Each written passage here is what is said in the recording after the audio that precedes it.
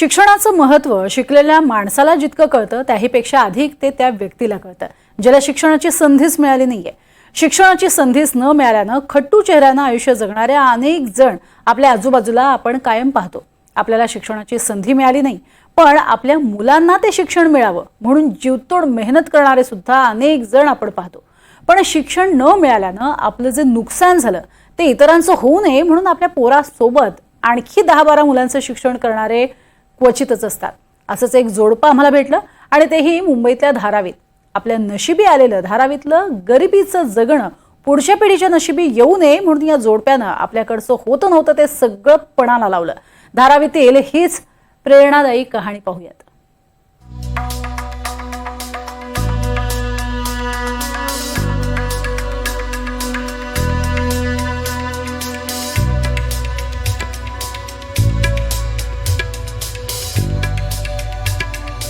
मंदाताई भावे, धारावीच्या राजीव गांधी नगरमध्ये कुणालाही हे नाव विचारा।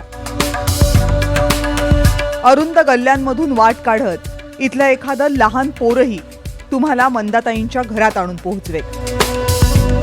गर्भवती बाई असो की कॅन्सर सारख्या दुर्धर रोगानं जखडलेला वृद्ध असो, मंदाताईची मदत पोहोचली नाही असा गरजू राजीव गांधी नगरमध्ये सापडत नाही। पण या सगळ्यांना मदत करताना मंदाताईंच्या मनाच्या कोपऱ्यात मात्र असतात हे चिमुरडे चेहरे। शाळेत जाणारे, भविष्याची स्वप्न पाहणारे। माझी डिलिव्हरी झाली तेव्हा माझी खूप परिस्थिती बेकार होती, म्हणून मला वाटलं का दुसऱ्या मुली जर शिकल्या तर त्यांना ती परिस्थिती काढावं नाही लागणार। काय परिस्थिती? ह्या झोपड्यामध्ये राहिले तेव्हा माझी मोठी मुलगी झाली तेव्हा घर तुटलं होतं। मी साईन हॉस्पिटलमधनं आले तर रिक्षामध्ये घेऊन तिला बसले होते। पाऊस खूप होता पण ते कुणी थांबलं नाही, घर तोडून टाकलं। मी नाही बोलले तर 3 दिवस तिला रिक्षात घेऊन बसले होते। त्या टायमी माझ्याकडे पैसा असता तर मला ती वेळ आली नसती, म्हणून मुलींना शिकावा असं मला वाटतं।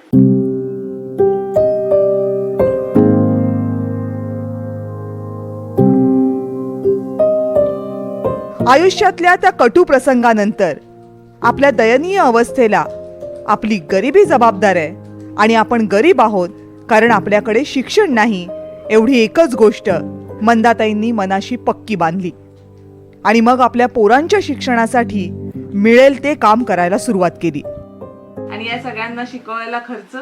मी काम करायची, माझे मिस्टर रिक्षा चालवायचे। मी नाही म्हणलं तर 20 घंटे काम करायची। सकाळी 4 वाजल्यापासून लोकांना पाणी द्यायची, इथे पाणी द्यायचे ते पण पैसे मला भेटायचे। मग नळाला पाणी, माझा नळ होता, लोकांकडे नळ नव्हते, माझा नळ लवकर पास झाला होता। मग मी लोकांना पाणी द्यायचे सकाळी 4 वाजल्यापासून, तर मला कोणी 200 250 असे काहीतरी 150 रुपये असे द्यायचे। मग माझ्याकडे पैसे यायचे, रिक्षाचे यायचे, माझी कमाई यायची, थोडे नळाचे यायचे, तर मग आमचं सगळं व्हायचं ॲडजस्ट। वाचवू नाही शकले त्या टायमी पण पोट भरत होते।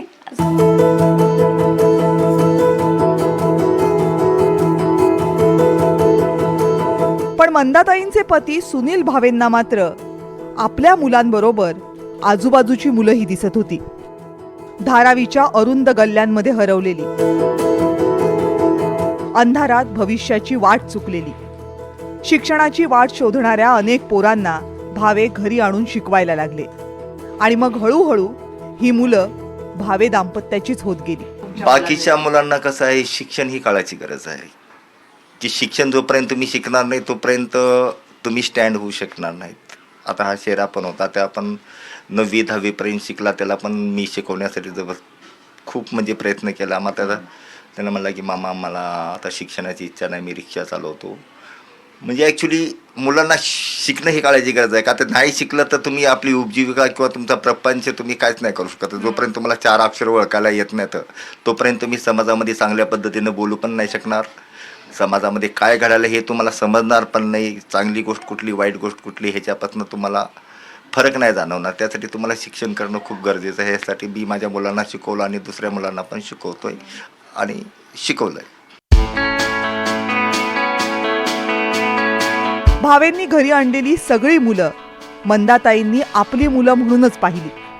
दिवसाचे 20-20 तास राबून घरात या सगळ्या पोरांच्या शिक्षणाची सोय केली. मंदाताईंचे प्रयत्न बघून त्यांच्या गावची, त्यांच्या नातेवाईकांची मुलं सुद्धा शिक्षणासाठी मंदाताईंच्याच घराचा आसरा शोधायला लागली. बघता बघता आपल्या 3 पोरांसह मंदाताईंनी 15 मुलामुलींचं शिक्षण पूर्ण करून दिलं. आणि मग तुम्ही नोकरी कुठे करायचं? मी अशी ते बिरोची मी आया मावशीची नोकरी करायची, जिथे लागेल तिथे. मग ते दहिसर असू, विरार असू, बोरवली असू, मुलुंड असू, कुठपर्यंत पण मी जायचे. कधी कधी तर माझी मुलगी 7 महिन्याची होती. मग मी कधी घरी यायची, कधी डबल ड्युटी करायला लागले तर मी येत नव्हते. मग माझे मिस्टर त्यांना कधी अशी जवळ जिकडे गाडी येते ना तर ते तिघांना पण बसवायचे. 3-4 हे सगळे पोरं आहेत ना, गाडीत बसायचे मला भेटायला यायचे. रिक्षाने? हो, रिक्षा. मग जेवण वगैरे तेव्हा या सगळ्या मुलांना? आणि माझे मिस्टर जेवण बनवायचे.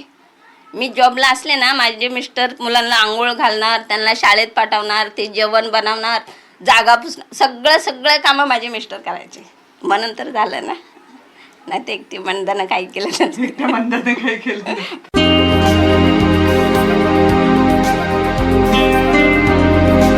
मंदाताईंच्या घरात येणाऱ्या मुलांना जात, धर्म, भाषा ही बंधनं नव्हतीच. धारावीतल्या याच गल्ल्यांमधला शेरा वयाच्या 6व्या वर्षीच गाड्या धुवायला लागल्या. घरची गरिबी असलेल्या शेराला मंदाताईंनी घरी आणलं. 10वीचं शिक्षण होईपर्यंत शेरा मंदाताईंच्याच घरी राहिला. तो आता धारावीमध्ये स्वतःचा उद्योग चालवतो. इन्होंने मेरा तहे दिल से मेरा इन्होंने पालन पोषण किया है और मैं इनको अपने माँ बाप से ज़्यादा भी प्यार देता हूँ. अगर इनका पैर धो के भी पानी पीऊँ ना तो भी कम है. इतना मेरे लिए ये लोग महान हैं. मेरे घर पे इनके बारे में मेरे बच्चों को लोगों मैं रोज़ जिक्र करता हूँ कि बच्चा पढ़ो, कि जो हमारी भाभी ने हमारे लिए किया है वो तुमको कोई और मंदा नहीं मिलेगी. तो प्लीज़ आप पढ़ाई करो. आज के ऐसे कलयुग में नहीं मिलेंगे, पर मेरे बच्चे लोगों को मैं हमेशा यही समझाता हूँ कि क्योंकि तुम्हारे पापा को मिले तुमको नहीं मिलेंगे. मंदाताईंचं घर 100 स्क्वेअर फुटांचंही नाही. त्या घरामध्ये 5 माणसांचं कुटुंब पोचणं तर कर्म कठीण.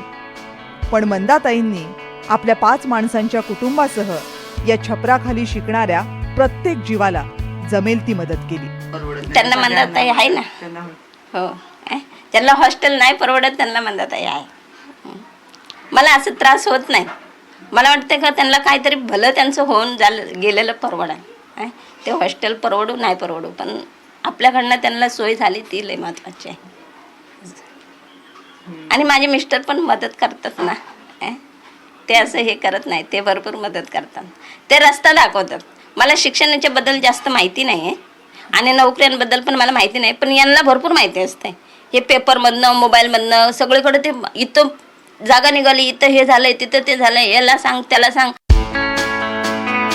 मंदाताईंनी शिकवलेल्या सगळ्या मुली आज आपल्या पायावर उभ्या आहेत. मंदाताईंची आपली मुलंही शिकून स्थिरस्थावर झाली आहेत. मंदाताईंच्या या मदतीची गरज असणाऱ्यांची संख्याही आता कमी झाली आहे. पैसा, शिक्षणाला पैसा लागतो ना. पैसा पण गरजेचा आहे. नुसतं शिक्षण म्हणलं तर कसं म्हणणार, त्याला पैसा लागतो. क्लास आहे, सगळं आहे. तो पुरवला. पण मग धारावीमध्ये काय पैसा नव्हता? कुठून येणार? ठराविक पैसा असला तर आपण मेहनत नाही करणार तर आपल्याकडे येणार कसा? आपल्याला मेहनत तर करणं पाहिजे ना. कारण मी नाही शिकले ना, मला खूप त्रास झाला ना, म्हणून मुलींना शिकणं गरजेचं आहे. त्यांना पण धारावीत मुलींना शिकायला काय प्रॉब्लेम? तेच ना मॅडम, पैशांचा त्रास आहे ना. कुणाला कुणी म्हणजे पुरवू नाही शकत. काही आई वडिलांचं प्रॉब्लेम असतं तर ते कुठून असं हे करणार ना. मुंबईचा भाग असूनही धारावी मुंबई बनली नाही. अनेक उद्योगांचं केंद्र असूनही धारावी प्रकाशमान झाली नाही.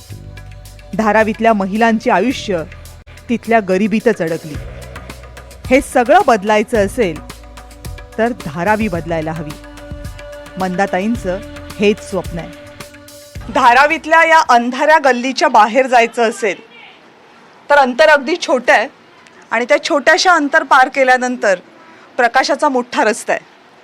पण हे छोटंसं अंतर पार करणं खूप सोपं नसतं. गरिबी, दारिद्र्य, अशिक्षितपणा, समाजाचं विघटन करणाऱ्या अनेक वृत्ती, या सगळ्यांचा सामना करत ते तेवढंसं अंतर पार करायचं असतं. ते अंतर पार करायला मंदाताईंसारखा एखादा दिवा मिळाला तर अंतर लवकर पार होतं. पण जर तो दिवा मिळाला नाही तर अनेकदा त्याच अंधाऱ्या गल्ल्यांमध्ये रस्ता कायमचा हरवून जाण्याची भीती असते. मंदाताईंनी केलेलं काम हे धारावीच्या गल्ल्यांच्या बाहेर कदाचित फार मोठं वाटणारही नाही, पण त्या कामाची खरी किंमत काय आहे हे तुम्हाला धारावीतल्या गल्ल्यांमध्ये फिरल्यावर आणि धारावीतलं जगणं अनुभवल्यावरच कळू शकते. कॅमेरा पर्सन जितेंद्रसह कविता राणे, NDTV मराठी, धारावी, मुंबई. हे आहे NDTV आणि आपण पाहत आहात NDTV मराठी.